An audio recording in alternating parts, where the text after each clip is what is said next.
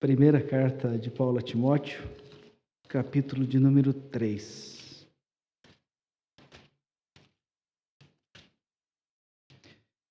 E quando nós falamos que hoje é o dia do diácono presbiteriano, e a gente escolhe 1 Timóteo capítulo 3, os irmãos falam de novo, né? Todo ano é o mesmo texto, sim, mas calma. Nós vamos ler a partir do verso 8. A palavra do Senhor nos diz assim: semelhantemente, quanto aos diáconos, é necessário que sejam respeitáveis, de uma só palavra, não inclinados a muito vinho, não cobiçosos de sorte da ganância, conservando o mistério da fé com a consciência limpa. Também sejam estes primeiramente experimentados e, se mostrarem irrepreensíveis, exerçam o diaconato. Da mesma sorte, quanto às mulheres, é necessário que sejam respeitáveis, não maldizentes, temperantes e fiéis em tudo. O diácono seja marido de uma só mulher e governe bem os filhos e a própria casa. Pois os que desempenharem bem o diaconato alcançam para si mesmo justa preeminência e muita intrepidez na fé em Cristo Jesus. Vamos orar? Querido Deus, nós te louvamos, nós engrandecemos o teu nome e nesta hora, Deus, que meditaremos na tua palavra, clamamos por tua misericórdia. Ó Deus, sabemos que somos imperfeitos e tu és santo. E neste lugar, ó Deus, nós não precisamos e não necessitamos de palavra do homem, mas precisamos da tua palavra. E é por isso que nos humilhamos aos pés da cruz do Salvador, clamando pela tua misericórdia, que o Senhor fale através da tua palavra. Oramos assim em nome de Jesus. Amém. Queridos, o verso 13 diz assim: pois os que desempenharem bem o diaconato alcançam para si mesmos justa preeminência e muita intrepidez na fé em Cristo Jesus. Quando nós falamos dos diáconos, o que nos vem à mente? Nós lembramos dos homens que estão servindo a Deus, né? Nós lembramos aqui, ó, o diácono Gessé está correndo ali, né? Nós lembramos dos irmãos que estão lá embaixo, nós lembramos dos irmãos que cuidam da ordem do culto, nós lembramos dos irmãos que assistem os necessitados, nós lembramos dos irmãos que estão a todo tempo atentos às necessidades da igreja, irmãos que têm um coração colocado a serviço do Senhor, irmãos que percebem as coisas que nós muitas vezes não percebemos, e que fazem muito, e que correm muito, e que trabalham muito, mas nós nem sempre percebemos, né? Mas esse ofício no Brasil, os primeiros diáconos foram ordenados em 9 de julho de 1866. 1866 eram ordenados os primeiros diáconos. E estes homens, escolhidos por Deus, a serviço de Deus, começaram esse trabalho no nosso país. E nesse dia nós queremos nos alegrar pela vida desses irmãos, nos alegrar por quem eles são, e nos alegrar por esse ministério tão importante na vida da igreja. Um ministério que manifesta Cristo, não por palavras, mas manifesta Cristo por ações. Manifesta Cristo manifestando aquilo que Cristo manifesta, a sua misericórdia. Mas, o que é um diácono, meu irmão? Você já pensou nisso? Diácono é o irmão Daniel, o irmão Carlos? Não, mas não é isso que eu estou falando. O que é um diácono? Como é que você vê um diácono? Pode falar, presbítero. Aquele que tem os pés sujos de pó. Uma boa definição. O que é? Eu sei. O que é um diácono? Diácono vem de uma palavra que significa mais ou menos assim: aquele que serve, aquele que ajuda, aquele que serve. Até aí tudo bem, né? Mas aí a gente precisa fazer uma segunda pergunta: aquele que serve a quem? E a resposta é mais fácil, né? Aquele que serve a Deus. Mas como é que o diácono serve a Deus? Ele serve a Deus assim como nós também servimos, adorando a Deus, cultuando a Deus, aprendendo de Deus, seguindo os passos de Deus. Mas ele também serve a Deus amparando o próximo. O diácono é esse oficial que tem esse olhar para fora dessas paredes, para fora da igreja enquanto instituição. O diácono é aquele homem de Deus escolhido para exercer a misericórdia, para exercer o amor. E dessa forma nós nos reconhecemos também que cada um de nós é chamado também para esse ministério. É lógico que os oficiais eleitos são os diáconos por excelência, mas todo cristão, de uma forma geral, ele é chamado a ser diácono. Ele é chamado a amar, ele é chamado a se importar, ele é chamado a manifestar a graça de Deus no mundo caído. Meus irmãos, todos nós servimos a Deus. Todos nós somos chamados por Deus para sermos abençoadores. É por isso o título dessa pregação.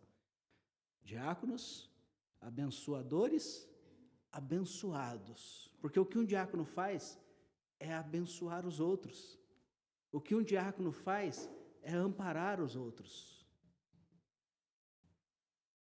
Mas há uma promessa aqui nesse verso 13, que ele diz assim: os que desempenharem bem o diaconato alcançam para si mesmo justa preeminência e muita intrepidez na fé em Jesus Cristo. Olha que interessante, ele está dizendo que aquele que coloca o coração nesse serviço a Deus, que é em prol do outro, vai alcançar intrepidez na fé em Jesus.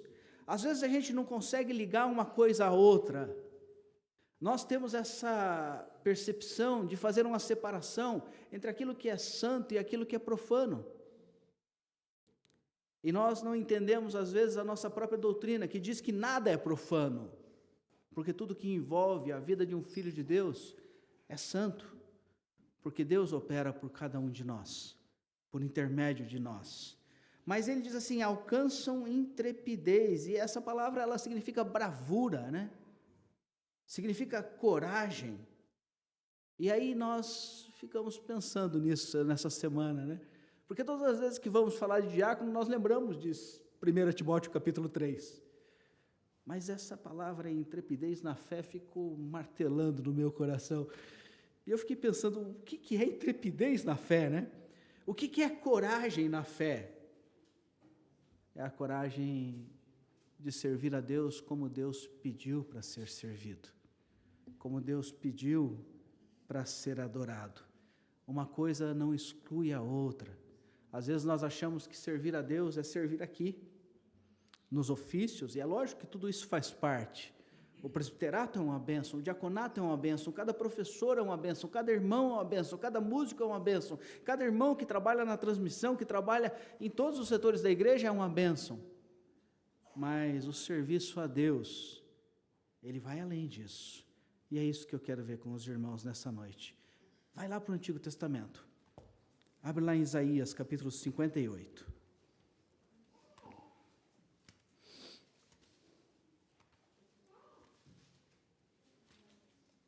Isaías, capítulo 58.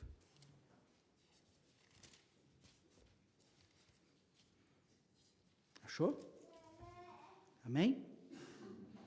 A palavra de Deus diz assim, verso 1: clama a plenos pulmões, não te detenhas, ergue a voz como trombeta e anuncia ao meu povo a sua transgressão e à casa de Jacó os seus pecados. Mesmo neste estado, ainda me procuram dia a dia, têm prazer em saber os meus caminhos, como o povo que pratica a justiça e não deixa o direito do seu Deus. Perguntam pelos meus direitos da justiça, têm prazer em se chegar a Deus, dizendo: por que jejuamos nós e tu não atenta para isso? Por que afligimos nossa alma e tu não o leva em conta? Eis que no dia em que jejuais, cuidais dos vossos próprios interesses, exigis que se faça todo o vosso trabalho.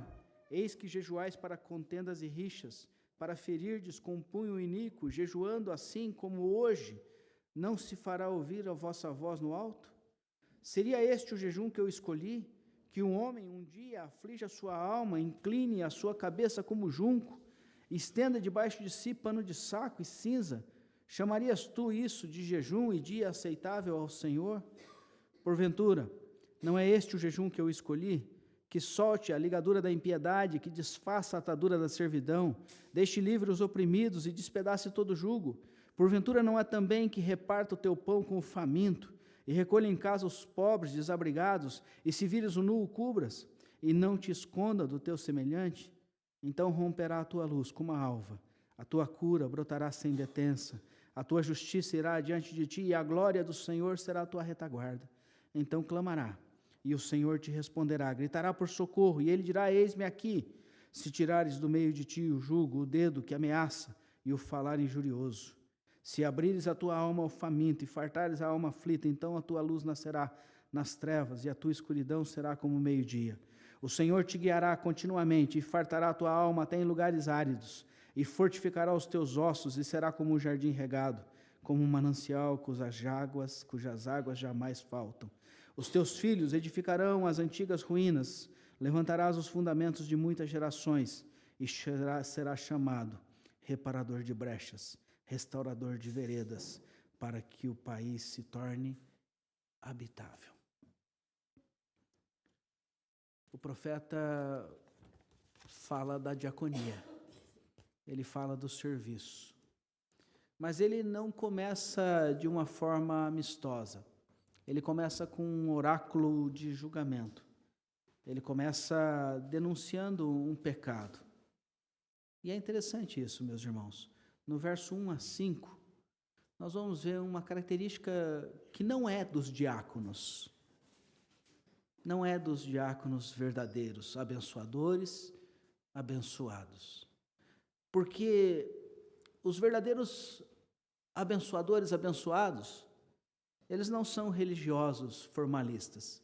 Porque aqui do verso 1 até o verso 5, nós temos uma explanação, uma exposição de um povo que louvava a Deus. Isaías está contemplando, um povo que adora a Deus. Existe o templo, existe a adoração, existe o culto solene, existe o sacrifício, existiam os levitas, os corais, como nós vimos hoje aqui, tão lindo o nosso coral, glória a Deus, mas havia os corais ali cantando nas escadas do templo. O culto era feito diariamente aos sábados, e as pessoas adoravam a Deus. E eles achavam que estavam servindo a Deus. Mas Isaías vem denunciar que isso não bastava. Porque a pergunta que esses crentes lá do passado fazem a Deus é o seguinte: olha, nós estamos buscando a tua presença, nós estamos jejuando, buscando a tua presença, nós estamos pedindo em oração coisas ao Senhor, mas o Senhor não atenta para nós. Há uma reclamação, há uma insatisfação diante de Deus. É como se eles estivessem oferecendo algo, mas Deus não estava oferecendo nada para eles. É dessa forma que eles estão se aproximando de Deus, cobrando Deus, como se isso fosse possível. Mas o problema não era Deus, como nunca será Deus. Mas o problema era o coração desses homens que se aproximavam de Deus dessa forma. O testemunho de Isaías vai lembrar esses homens que eles estão fazendo isso de uma forma equivocada. E, meus irmãos, como nós temos dificuldade para entender isso também? Como nós temos dificuldade para entender o que é que o Senhor pede de nós quando entramos para adorar a Deus? Quando nós pensamos no ministério, isso acontece comigo, com você, com cada um de nós. Quando nós pensamos em intrepidez na fé, nós quase nunca lembramos do serviço, não é assim? Quando vem à mente uma pessoa que é intrépido na fé, nós lembramos de orações fervorosas, nós lembramos de pregações poderosas, nós lembramos de cânticos. Nós lembramos do serviço litúrgico, não que o serviço litúrgico em si há de ser um problema, mas o problema é que nós lembramos da intrepidez na fé somente nos ritos da fé. E esquecemos que Deus pede um pouco mais. Deus pede um pouco mais do nosso coração. Se você for lá para o livro do Êxodo, capítulo 20, do verso 12 ao 17, só marca aí para você acompanhar depois em casa. Êxodo capítulo 20, verso 17, nós vamos encontrar o decálogo. Nós vamos encontrar a lei de Deus. E nós vamos ver que nos 4 primeiros mandamentos, Deus mostra como ele deve ser adorado. Ele indica a direção de como amar a Deus. Mas nos outros 6 mandamentos, ele mostra como é que nós vamos nos relacionar com o nosso próximo. Percebe isso? Deus mostra que o amor a Deus deve gerar em nós o amor ao próximo. E às vezes nós ficamos somente com a primeira parte, porque ela é mais confortável. Não é assim? Eu conversava isso com meu irmão Daniel esses dias. Eu falava, como é confortável, né, nós adorarmos a Deus na igreja. Mas como é difícil adorar a Deus com o serviço a Deus. E os diáconos fazem isso. Os diáconos adoram a Deus, abençoando outros. É por isso que eles são abençoadores. Quem já precisou vai lembrar disso. O que é a sensação, né, de um diácono chegando na casa de quem precisa e está lá uma cesta básica, está lá um remédio, está lá um auxílio, uma ajuda para alguém que precisa. Muitas vezes de dentro da igreja, muitas vezes fora da igreja. Mas como é importante, e isso é adoração, isso é intrepidez na fé, isso é olhar para Deus e dizer como Isaías disse no capítulo 6, eis-me aqui, Senhor, envia-me a mim. Não é serviço litúrgico, mas é liturgia a Deus, porque é serviço a Deus. Pelo nosso coração, diz Paulo no capítulo 9 de 2 aos Coríntios, redundam graças a Deus, porque o nome de Deus é exaltado. Quando um filho de Deus socorre alguém, Deus é glorificado. E nós precisamos compreender isso. O mundo está caído, mas a igreja não. A igreja manifesta a glória de Deus e ela precisa manifestar o amor. Ela precisa olhar para o próximo e entender que nós somos sim responsáveis uns pelos outros. Aquele povo não estava entendendo isso. Irmãos, Oséias capítulo 6, verso 6, o profeta diz assim, misericórdia quero, e sacrifício? Não. Quero conhecimento de Deus, e não holocausto. Somente corações endurecidos vão adorar a Deus num lugar como esse, e não se compadecer do semelhante. Se a nossa adoração se resume a este lugar, tem algum problema com o nosso coração. Não há problema com Deus, mas o problema está em nós, porque se o meu coração está endurecido, eu sou como esse povo que Isaías está falando. Eu sou um religioso desprovido de amor. E como é triste isso. Como é triste isso. Mas não se preocupe, né? A graça está sobre nós. Nós precisamos olhar para a diaconia, olhar para o serviço a Deus e ao próximo, como Jesus olhava. Aliás, no capítulo 13 de João, do verso 1 ao 11, você vai ver Jesus fazendo algo muito inusitado. As pessoas entram para o cenáculo, vêm para uma reunião, aí de repente o centro daquela reunião, que é o Senhor Jesus, ele se levanta, tira a túnica exterior, pega uma toalha, amarra na cintura, uma bacia com água, e ele lava os pés dos discípulos. Ele lava os pés dos discípulos. Sabe o que ele estava ensinando? Ele estava ensinando que nós servimos a Deus quando servimos uns aos outros. Que nós servimos a Deus quando nós nos importamos uns com os outros. Ele estava servindo a Deus, mostrando como era. Porque pouco tempo antes eles haviam discutido quem era o maior, quem era o mais importante entre os discípulos. E ele disse: olha, com vocês não vai ser assim. Com vocês o maior é o menor.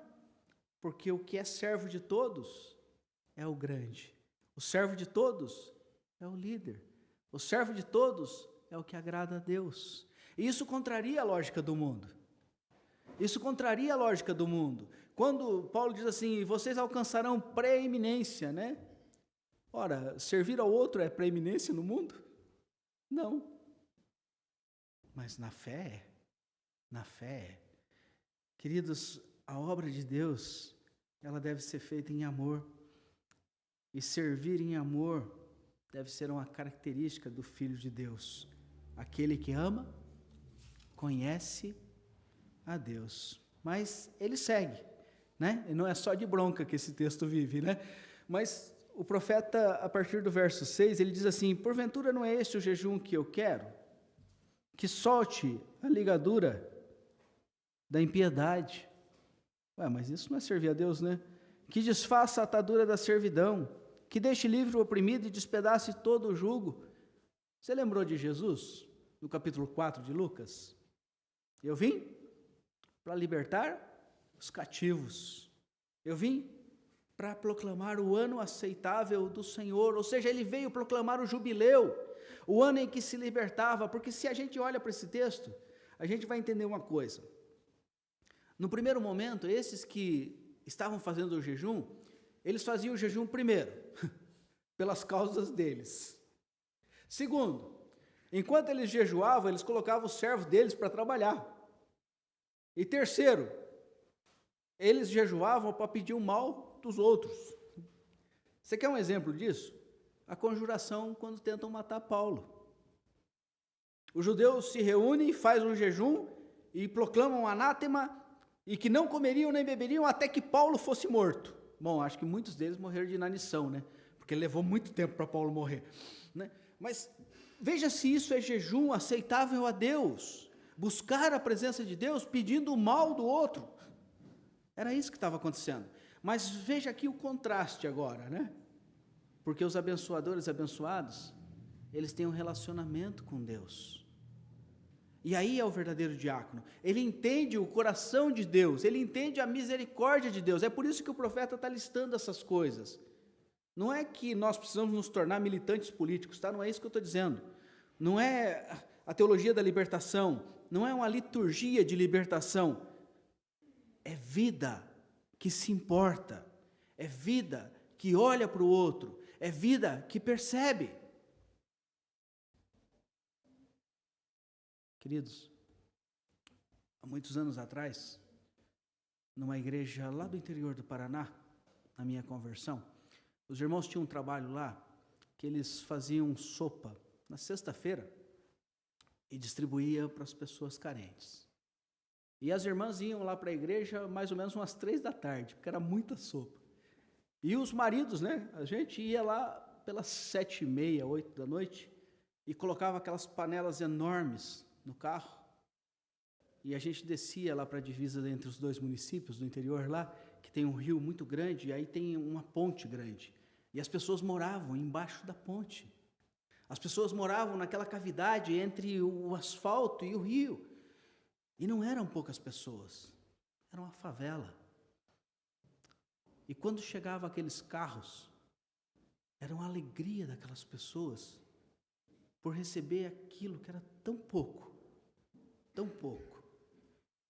E um dia a gente estava lá, eu estava com um diácono, um irmão muito querido, e a esposa dele, e a gente servia a sopa, as pessoas traziam as panelas e a gente servia a sopa naquelas panelas, né? Até acabar. E daí, de repente, uma menina de uns 12, talvez 13 anos, falou para a esposa do diácono, falou assim, tia, vocês não trouxeram roupa ou sapato? Porque eu estou precisando de sapato, né? E aquela irmã, ela falou assim para ela, que número você calça? Ela falou, eu calço tanto, né? A irmã não pensou nem um minuto, ela tirou o sapato dos pés e falou, toma para você. Toma para você. Queridos, aquilo marcou minha vida, sabia? Porque eu olhei para aquilo e falei, isso é servir a Deus. Isso é entender o chamado de Deus. Isso é se importar com o outro.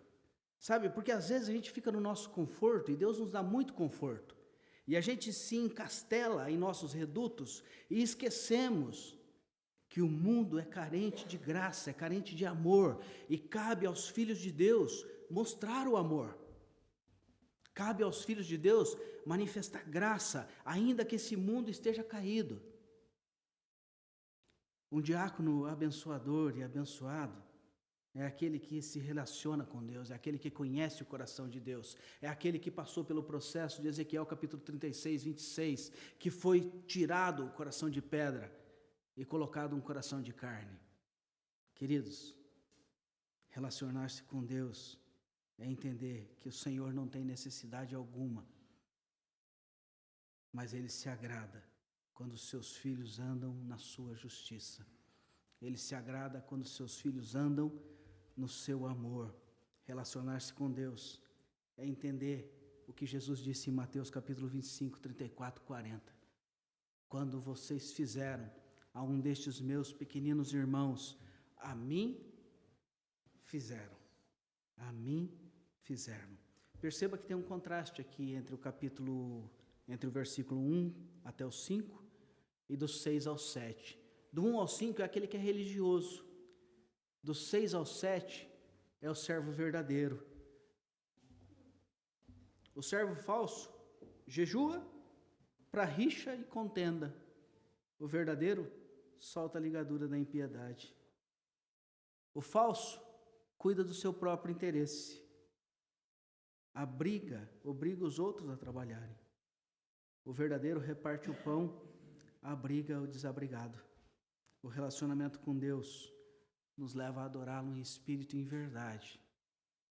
Mas um coração voltado a Deus tem um relacionamento de amor com Deus. Conhece a bondade de Deus. E por isso a bondade vai estar no nosso coração. Amém? Mas o profeta continua, né? E no verso 8, ele diz assim: então romperá a tua luz como a alva, a tua cura brotará sem detença, a tua justiça irá diante de ti e a glória do Senhor será a tua retaguarda. Sabe o que eu percebo nesse texto? Que para o abençoador abençoado tem promessa de Deus. Talvez você nunca pensou nisso, né? Para aquele que abençoa, tem bênção de Deus. Eu nunca vi alguém que tem coração aberto ter necessidade. Já viram isso? Pelo contrário, sabe, nos meus 50 e poucos já, né? Bem vividos, né, Carlão? Eu sempre vi o oposto. A pessoa que tem o coração aberto, que tem um espírito voluntário para ajudar, é a que mais tem. É a que menos falta, né? Porque há um processo com Deus. Quem é o dono de tudo? Quem é o Senhor de tudo? Quem provê tudo? Quem domina sobre tudo? E a promessa de Deus quando Deus nos chama para o seu serviço. Pastor, teologia da prosperidade? Não, calma, né? Calma, ouve primeiro. Gênesis capítulo 12, do verso 1 até o 5, tem o chamado de Abraão, né? Deus chega para o velho Abraão, que era Abrão, e diz assim: sai da tua terra, da tua parentela, e vou para onde? Vai para uma terra que eu vou te mostrar. Olha que proposta boa, né? Vai para uma terra. Eu abençoarei os que te abençoarem, e amaldiçoarei os que te amaldiçoarem. Em ti serão benditas todas as nações da terra. Mas percebe que é uma promessa de bênção pelo cumprimento da ordem. É como se Deus estivesse dizendo assim: meu filho, vai e faz o que eu estou te mandando. E pode ficar tranquilo, porque sou eu que estou cuidando de você. Sou eu que estou te amparando. Queridos, às vezes nós olhamos tanto para nós mesmos, que nós esquecemos que nós somos instrumentos de Deus. Nós esquecemos que nós não viemos esse mundo a passeio, né? Nós estamos aqui com um propósito.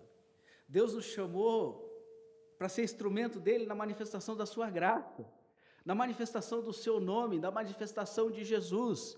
E as pessoas precisam ver Jesus em nós. Sabe por que o mundo tem olhado com desconfiança para a igreja? Porque o mundo não está conseguindo ver Jesus na igreja. Nós precisamos adequar a nossa fé ao que diz a palavra de Deus. Eu te digo novamente, eu não estou falando de política, eu estou falando da palavra de Deus.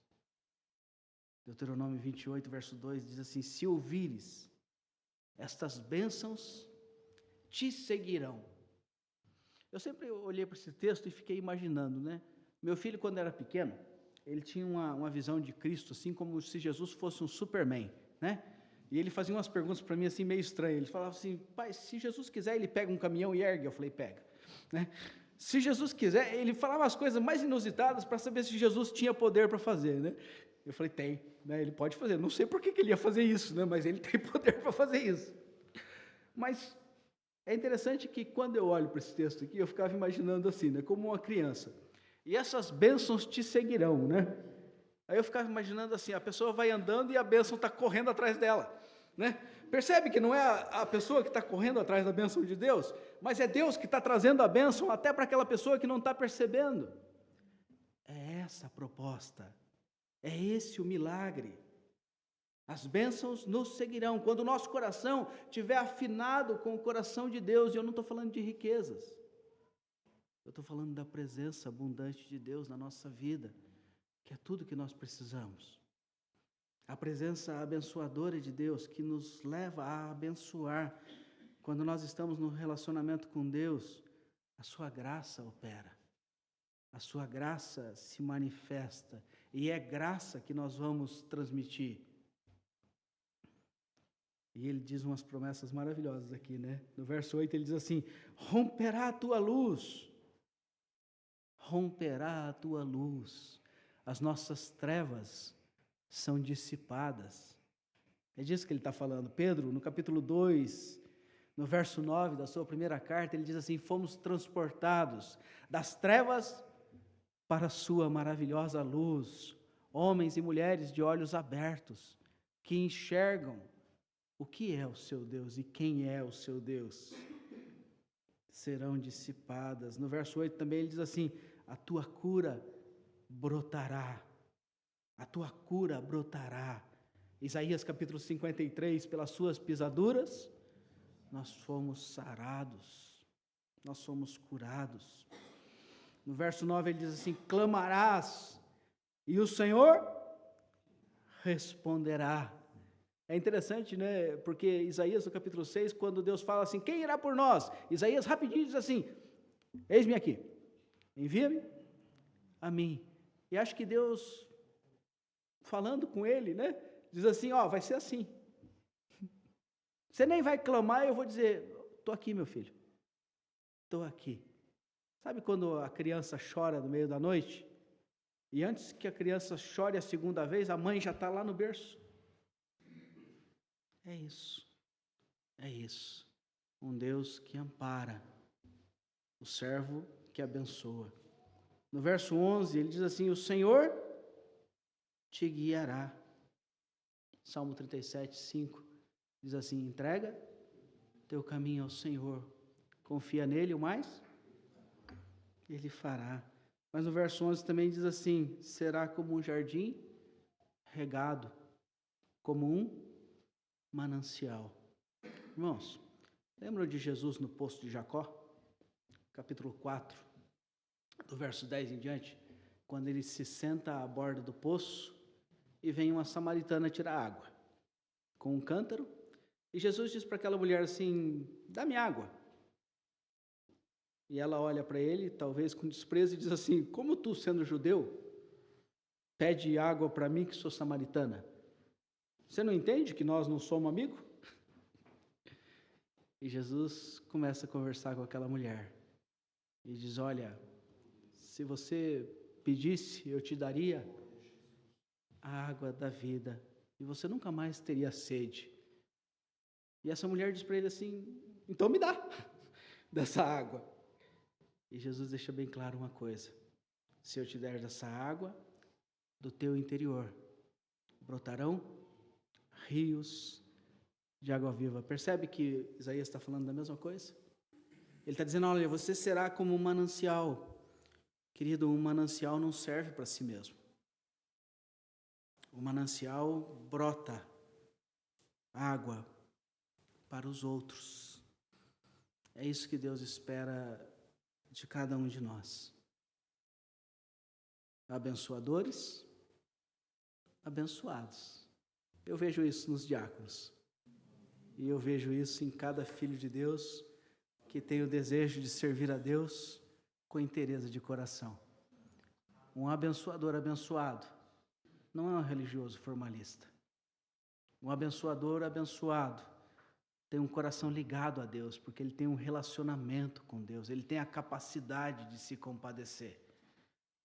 Um abençoador abençoado tem promessas de Deus maravilhosas. E a maior delas é a que Jesus disse em Mateus capítulo 28. Eis que estou convosco todos os dias, até a consumação do século.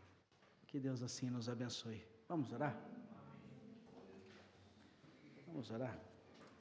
Abaixa tua fronte, fala com Deus nessa hora. Querido Senhor, nós tantas vezes dizemos que te amo. Declaramos o nosso amor pelo Senhor. Mas como é que nós podemos amar ao Senhor que não vemos, quando não conseguimos amar o nosso próximo a quem nós vemos? É por isso que nós pedimos que nessa noite o Senhor transforme o nosso coração. Que no nome de Jesus o encargo, ó Deus, de amparar o nosso próximo não seja só da diaconia, mas seja de cada um de nós. E que o Senhor nos coloque nos mais diversos lugares para manifestar o teu amor, para manifestar a tua graça, para manifestar a tua bondade. E que nós entendamos de uma vez por todas, Deus, que quando exercemos misericórdia, fazemos isso para o Senhor e não para o próximo. É para o Senhor, é adoração ao Senhor. E que nós possamos entender isso. O Senhor fez aquilo que era necessário fazer quando aqui esteve, nos deu o exemplo, que nós possamos seguir os teus passos. Ó Deus, não num rito vazio, mas num rito de amor ao Senhor e de verdadeira adoração. Transforma, Deus, a nossa vida e o nosso coração. Nós oramos assim, em nome de Jesus.